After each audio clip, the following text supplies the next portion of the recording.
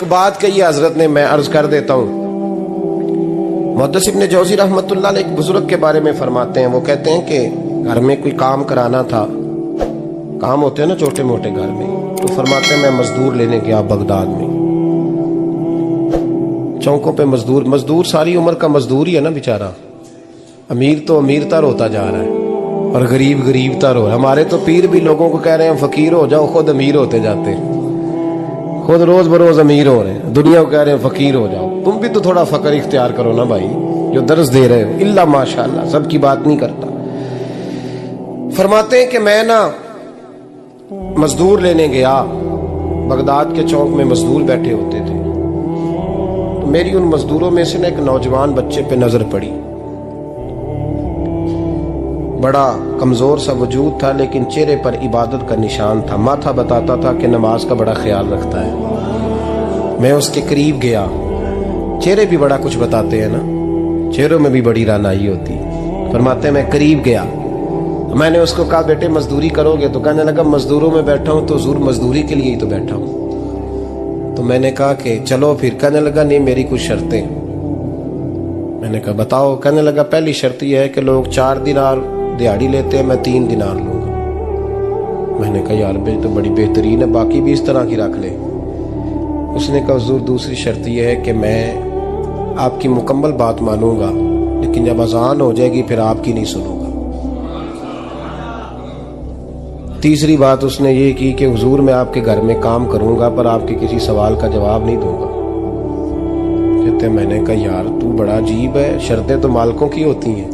कहने लगा जी बहरहाल मैं शर्तें लगा के जाता हूँ। फरमाते हैं मैं उसे घर ले आया,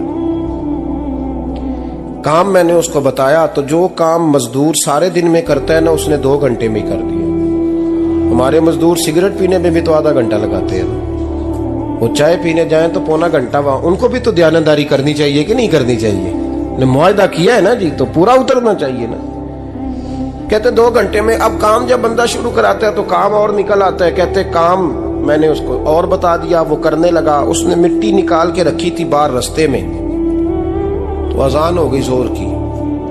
उसने वहीं कुदाल छोड़ी कही और चलने लगा। तो मेरा बेटा कहने लगा इसको जरा बराबर कर दो। कहने लगा चुप कर जा, तेरे बाप से बात हुई थी, जब अजान होती है तो मैं किसी और की नहीं सुनता, सिर्फ अल्लाह रसूल की सुनता हूँ। कहते मस्जिद चला गया, नमाज पढ़ के आया तो दोपहर का वक्त था। मेरी बीबी कहने लगी इसको को खाना खा ले। कहते हमने कहा खाना खा लो, तो कहने लगा मैंने रोजा रखा हुआ, रमजान भी नहीं था, नफली रोजा रखा हुआ। फरमाते हैं शाम हुई, मैंने 3 दिनार दिए, तो मैंने कहा तेरा नाम क्या है? कहने लगा मैंने आपसे कहा था मैं किसी सवाल का जवाब नहीं दूंगा। कहते वो चला गया। अगले दिन मैं फिर लेने गया उसे, काम कुछ और निकल आए, तो लोगों ने बताया वो सिर्फ हफ्ते वाले दिन आता है। मैंने कहा क्यों? कहने लगे जी वो कहता है मेरा हफ्ते का खर्चा 3 दिनार है, जब 3 दिनार कमा लेता हूं तो बाकी सारा टाइम अल्लाह रसूल की जिक्र में गुजार दिया करता हूं। फरमाते हैं जी अगले हफ्ते मैं फिर लेने गया, मैंने पूरा हफ्ता इंतजार किया कि काम उसी से कराना है। मैं जब गया तो मैंने कहा चलो। कहने लगा मेरी शर्तें याद है ना?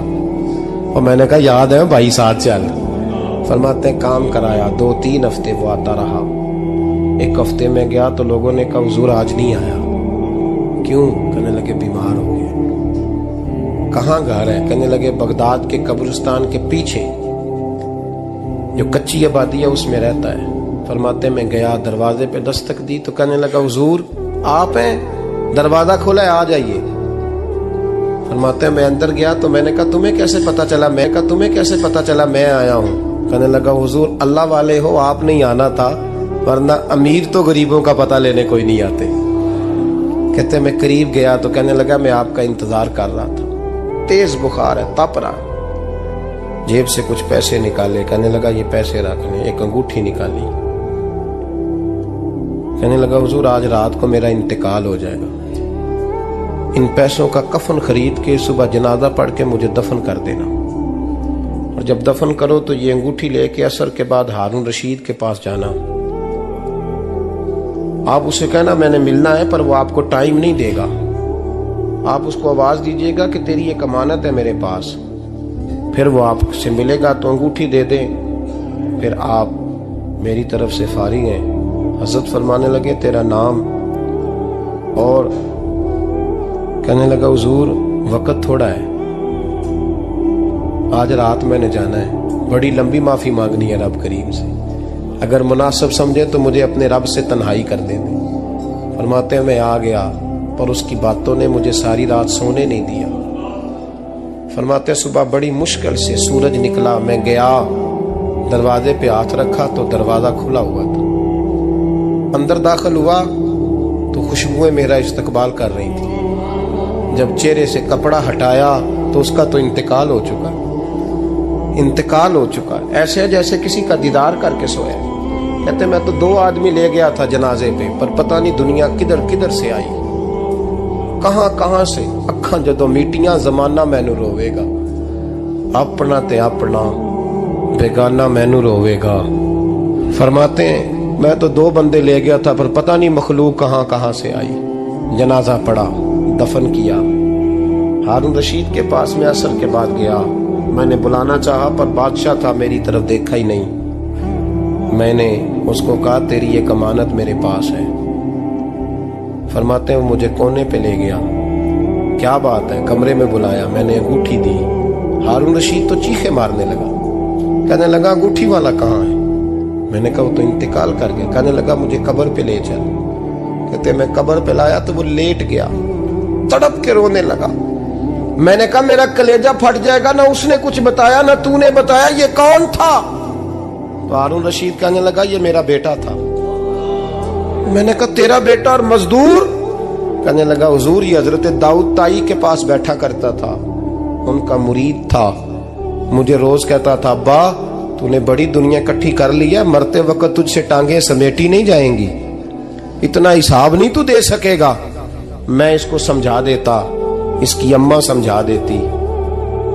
ये रोज हमें कहता छोड़ दो, आ जाओ अल्लाह रसूल की बारगाह में झुक जाएं, हम समझ। एक दिन ये चला गया, कहने लगा फिर तुम्हारा रास्ता और है और मेरा रास्ता और है। ये सोने की अंगूठी गलती से इसके पास रह गई थी, गलती से हीरे की अंगूठी चली गई।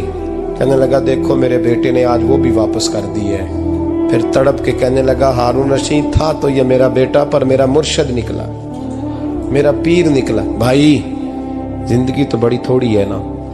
बाबा साहब ने कहा था उठ फरीदा सुत्या, और दाढ़ी आ गया पूर, अग्गा नेड़े आ गई, पिछा रह गया दूर। उठ फरीदा सुत्या, खलकत वेखन जा, मते कोई मिल जाई बख्शिया ते तू ही बख्शिया जा। उठ फरीदा सुत्या, झाड़ू दे मसीत, तू सुते रब जागदा, तेरी डाडे नाल परीत। मेरा रब हमें भी अपनी बारगाह में कबूल फरमाए।